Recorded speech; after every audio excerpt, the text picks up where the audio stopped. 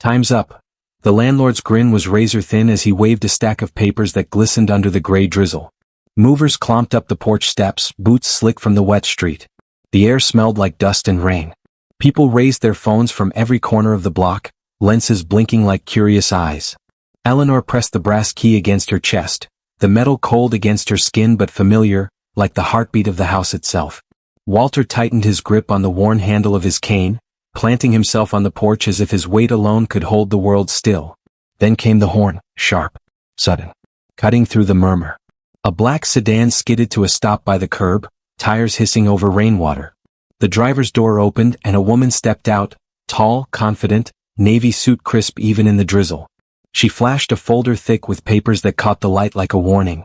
Behind her rolled a military jeep, followed by an SUV with cameras pressed to its tinted windows. Gasps rippled through the crowd. Who were they, and why did the landlord suddenly go pale? The porch light flickered once, faint but steady as if the house itself had drawn a breath. The Brooks children, grown now but forged in this place, stood shoulder to shoulder in the crowd, their faces unreadable. What happened next would flip the entire block on its head. "Leave this house," Victor Halloway had said that morning, his voice oily with satisfaction. Walter's laugh had come out dry, half cough, half defiance. He set his chipped mug down beside Eleanor's pillbox, the ceramic clicking against the table's worn surface. His hand trembled just slightly. Eleanor reached over and steadied it, the gesture small but full of years. The little bungalow smelled of lemon polish and rain-soaked books. Morning light slipped through lace curtains, landing on framed photos lined up across the mantel. One photo glowed brighter than the rest, 3 gap-toothed children, smiling between a younger Walter and Eleanor, the day adoption papers were signed. Eleanor's breath hitched. She touched the glass with the pad of her thumb. "We built a life here," she whispered. "These walls remember everything." Outside a car rolled by, slow enough to be rude. Its tinted window dropped just enough for a man to raise a phone. Victor again. Pretending to check the gutters, pretending not to count the cracks in the walkway. The neighbors pretended too. Curtains fluttered but no one came out. From across the hedge came a voice low and pitying. "He's back. Wants that lot." Another answered, "Old folks won't last the winter anyway." The words stuck in the damp air like cobwebs. Walter went to the porch swing and lowered himself carefully. The chain squeaked a tired note. He rubbed at a scuff on his shoe, then another, as though persistence might polish away the years. Victor lifted his camera again. "Morning," he called too cheerfully. "Lease terms are clear, you know. Market shifted and so did your rights." "Rights don't shift with prices," Eleanor replied, standing now. Her back straightened, quiet strength replacing fatigue. She wrapped the faded ribbon around the brass key again, fingers steady. "You served notice. We appealed. You know that." Victor's clipboard snapped open with a sound like a trap. "Appeals expire. Deadlines pass." He stepped closer, his polished shoes finding the one cracked tile on the step. His face twisted as if the house's age insulted him. "I'll be back with movers."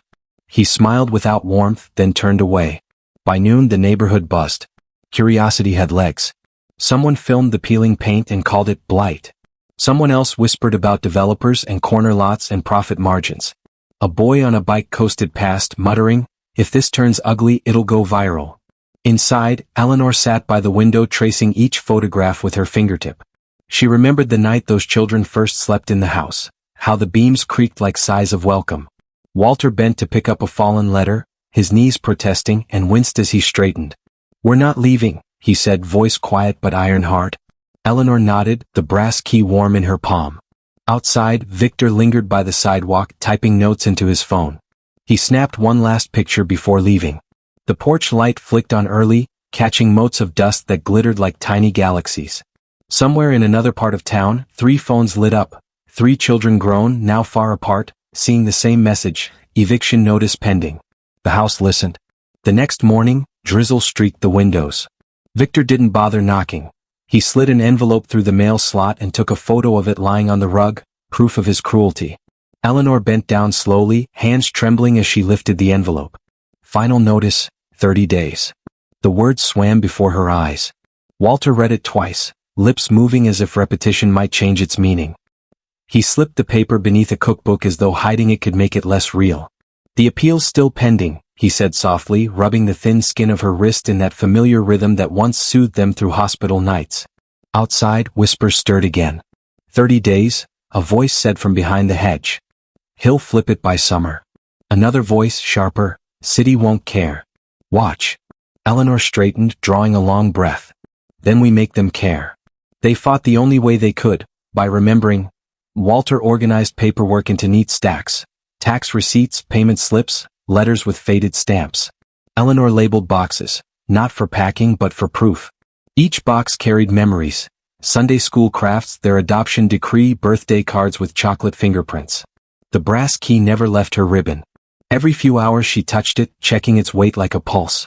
Victor's attacks quickened. Certified letters. Contractors measuring windows at noon. Notices stapled to the maple tree. Red stamps bled through the rain like wounds. He waved to onlookers, smiling for cameras. Just following the law, he'd say loudly enough for the entire street to hear. Nobody filmed the receipts in Walter's folder. A week later, the sheriff's postcard arrived. Possession date set. Eleanor read it at the doorway, voice cracking on the date. She steadied herself, smoothed her cardigan. We hold, she said simply. Night stretched long. Pipes clicked. Sirens wailed somewhere 2 streets over. Walter lay awake listening to Eleanor breathe beside him, counting the rhythm between each inhale and the next. He thought of the first crib he'd built right there in the living room, how the house had leaned closer as if listening for newborn sounds. He whispered their names into the dark. Morning brought no mercy. A moving truck prowled the corner like a predator. Its driver drummed fingers on the steering wheel. Neighbors gathered in small clusters, arms folded, coffee cooling. You recording? One asked. Always, came the answer. If they drag them out, a teenager whispered, tag me first. Victor arrived in a tailored coat and that practiced smile. The sheriff followed, clipboard ready but eyes weary. Eleanor stood on the porch with the brass key pressed against her lifeline. Walter's cane tapped the top step like a warning. Time's up, Victor said. Let's do this civilly. Walter lifted a sheet of paper. Receipts, proof, truth. This home's paid. Your math's a trick. The sheriff glanced down, then away. Procedure was a tide he couldn't swim against. Victor gestured toward the movers. Proceed. This home's paid. Your math's a trick. The sheriff glanced down, then away. Procedure was a tide he couldn't swim against. Victor gestured toward the movers. Proceed. Boots thudded on the steps. Cameras rose from the crowd like a small forest of judgment. The air thickened with the metallic taste of rain and tension. Eleanor opened her palm. The brass key glimmered once, then hid as her fingers closed around it. We are not alone, she murmured, to Walter, to herself, to something greater. And that's when the horn split the silence. The horn's cry lingered through the drizzle, echoing against siding and glass. Heads turned. Conversations cut off mid-sentence. The street stilled as though the air itself held its breath. A black sedan rolled to a slow halt by the curb. Its headlights washed over the crowd, catching raindrops like sparks in a storm. Out stepped a woman in a navy suit, tall and composed, the kind of calm that made noise shrink around her. She closed the car door gently, not a slam but a statement. Her heels clicked against wet concrete as she approached the porch. In one hand she carried a waterproof folder thick with papers sealed in plastic sleeves. Her hair was pinned, her expression deliberate. Neighbors whispered, "Who's she? Looks like a lawyer." An expensive one.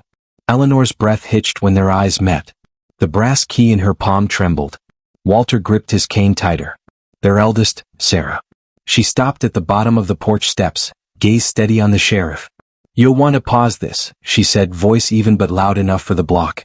She opened the folder, pulled out a court-stamped packet and held it out. Injunction filed this morning. You can't evict them. Not today. Not tomorrow. The sheriff hesitated, reading the seal through the plastic. Victor's confident grin began to wilt. This is harassment, he snapped, his voice too sharp for his own liking. Stalling tactics. But the crowd had already shifted. Phones rose higher. Raindrops patterned the lenses. Someone whispered, she just froze the eviction.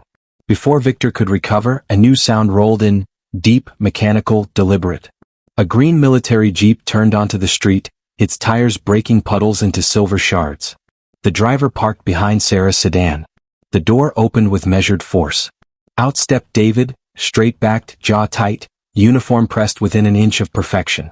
The metals across his chest gleamed faintly even in the dull light. He closed the door and scanned the scene. Victor, the sheriff, the movers, each glance precise, assessing. When he spoke, his tone was quiet, but it carried farther than shouting. Evicting seniors on falsified grounds? He asked. That's not just civil. That's criminal.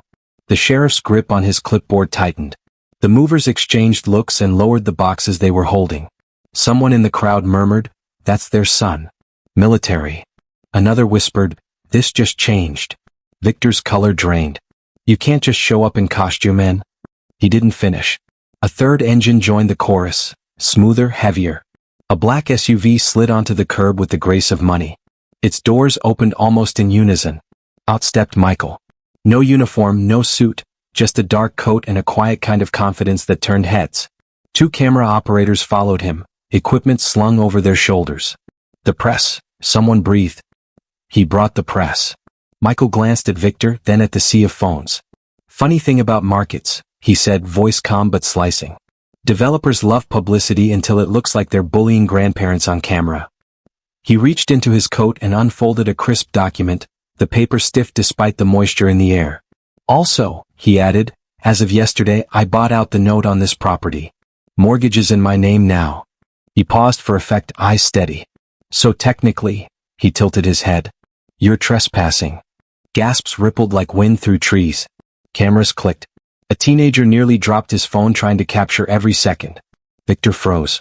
His handkerchief slipped from his grasp into a puddle. Eleanor's shoulders shook, half sob, half laugh. She pressed the brass key against her heart. Walter wiped his eyes roughly, pretending it was rain. The crowd leaned closer. Neighbors who'd only ever watched from their curtains now stepped onto their lawns. What began as an eviction was turning into something else entirely. Sarah, David, and Michael stood together. 3 lives once built inside that tiny house. Now a wall between their parents and the man who tried to erase them. The drizzle softened, but the tension didn't. The street was a heartbeat away from silence. Victor tried to recover, his voice rising an octave higher than usual. "You think a few theatrics changed the law?" he barked, slapping the eviction folder against his palm. "They're behind on rent. This house is mine." Sarah moved first. Her heels clicked against the porch as she climbed one deliberate step after another. She opened her case again and drew out a thicker bundle. Receipts, payment slips, tax statements. Mortgage paid. Utilities cleared. Taxes filed, she said, handing them to the sheriff. "His claim is fabricated. So is his math." The sheriff flipped through the pages, his expression shifting from doubt to discomfort. The numbers told their own story. "Fraud," Sarah added quietly. "Plain and simple." Victor's voice cracked. "They're old. They won't fight." David's reply landed like thunder. "Watch your tone." He took one step forward, boots splashing through the shallow puddles. "What you're doing isn't eviction. It's intimidation. Elder coercion. Chargeable offenses." His stare didn't waver. "You can argue with them or you can argue with me." Gasp. Murmurs. A woman near the mailbox whispered, "That's military authority talking." Michael stepped closer, sliding a white envelope from his pocket. "And just in case my siblings weren't clear," he said smoothly, "here's the deed. Paid in full. The Brooks home is now debt-free." He unfolded it just enough for the cameras to catch the seal. "You're not their landlord anymore, Victor. You're just loitering." The street broke into noise, applause, disbelief, even laughter. Phones captured every reaction. Victor stumbled backward. Papers spilled from his folder, sliding across the wet pavement, ink bleeding into the water. Eleanor moved closer to Walter. She raised the brass key, ribbon trailing like a small banner. Her voice trembled, but her words were iron. "For 40 years this key has opened that door," she said. "No greed, no threat, no paper can take that from us." Cheers rose, swelling until it drowned the rain. The porch light flickered, then steadied, glowing golden against the damp evening. Victor tried once more, desperation fraying his composure. "This isn't over," he hissed. Sarah's calm cut through him like a blade. "It is." She nodded toward the sheriff, who closed the clipboard and tore the eviction notice neatly down the center. "Effective immediately," he said. The crowd erupted. A teenager yelled, "It's trending already." Another voice, older, murmured, "They raised good kids." Victor turned away, shoulders hunched, curses muffled. He nearly tripped on the curb before climbing into his car. As he sped off, the sound of spinning tires mixed with the scattered applause of the neighbors who'd once watched in silence. Michael slid his phone into his coat pocket, rain beating on his sleeve. David relaxed his stance, the rigidity in his posture melting into something softer. Sarah exhaled deeply and closed her case. They turned toward the porch. Eleanor and Walter stood there in the glow of the porch light, framed like a photograph. Michael climbed the steps first and handed Walter the folded deed. "It's yours," he said quietly. "No more mortgages. No more notices. No one touches this house again." Walter's fingers shook as he traced the embossed seal. "You bought this for us?" His voice cracked, disbelief caught between gratitude and shock. Michael smiled faintly. "You gave us a home when we had none. We're just returning the favor." Sarah placed a gentle hand on her mother's shoulder. "Fraud exposed. Case dismissed. Eviction blocked." She said it calmly for the cameras, but her thumb rubbed slow circles on Eleanor's cardigan, a daughter's silent reassurance. David tugged at his uniform collar and finally let himself smile. "He won't be back," he said. "Not after the reports I'm filing." Eleanor leaned against Walter, the brass key pressed between their palms. "We started with this key," she whispered, "and we'll end with it still in our hands." The neighbors, once mere spectators, now clapped and called out support. Someone yelled, "That's how you stand your ground." Another voice added, "Blood doesn't make family, love does." The sheriff tipped his hat in quiet apology before walking back to his cruiser. The movers, embarrassed, loaded their empty boxes and left without a word. Soon the street thinned. The hum of gossip gave way to the hush of rain. Eleanor kissed the brass key lightly, the ribbon damp but unbroken. Walter brushed a hand across her back, steadying her. Sarah, David, and Michael stood close beside them. The children once cradled in that same house, now its protectors. The porch light shone steady at last. The Brooks had not just kept their home, they had reclaimed their dignity. "Your time's run out," Victor's voice echoed like a sour note in the rain, but this time no one moved. The landlord's smirk faltered as he noticed every phone still recording, every eye fixed on him. The sheriff stood silent beside him, clipboard gone, his authority already handed back to justice. Victor spun toward the Brooks family, words dripping with false power. "You think this ends with one paper? I can still make calls." Michael stepped forward, calm as ever. "Then call whoever you want," he said softly. "But remember, everything's live." A single flash of lightning crossed the clouds, illuminating Victor's face, pale, furious, cornered. He hesitated, realizing he wasn't just losing a house. He was losing control. Eleanor lifted the brass key one last time, the red ribbon glimmering in the wet porch light. "This home was built with love," she said, her voice steady now. "And love can't be bought, bullied, or stolen." The crowd went quiet. Even the rain seemed to pause, falling softer, like it too was listening. Victor took a step back, then another. His car door slammed. The engine roared to life, and the tires spit up rainwater as he sped down the road, swallowed by the storm. Silence followed. Then, slowly, the neighbors began to clap. Sarah turned to her parents, her eyes glassy but her smile proud. "It's over," she whispered. "For real this time." David set his cap under his arm. "He'll face charges before he can file another claim," he added, more to himself than anyone else. Michael looked up at the house. The old wooden siding, the chipped blue paint, the window where their mother once waved them off to school. "She always said walls remember," he murmured. Walter chuckled through his tears. "Then this house will never forget us." They walked up the steps together. The door creaked open, its hinges singing a familiar tune. Inside, the scent of old pine and warmth lingered, like a memory refusing to fade. Eleanor placed the brass key on the mantel, not hidden, not clutched in fear, but resting proudly beneath the family photo that had always watched over them. "We don't lock this door anymore," she said quietly. "We open it." Outside, the neighbors began dispersing, still talking, still amazed. Some waved. Others just smiled, quiet, knowing smiles. For the first time in months, the Brooks home wasn't a battleground. It was simply home. Sarah brewed coffee in the kitchen, the aroma winding through the halls like comfort returned. David checked the locks, out of habit more than worry. Michael opened the curtains wide, letting the moonlight pour through.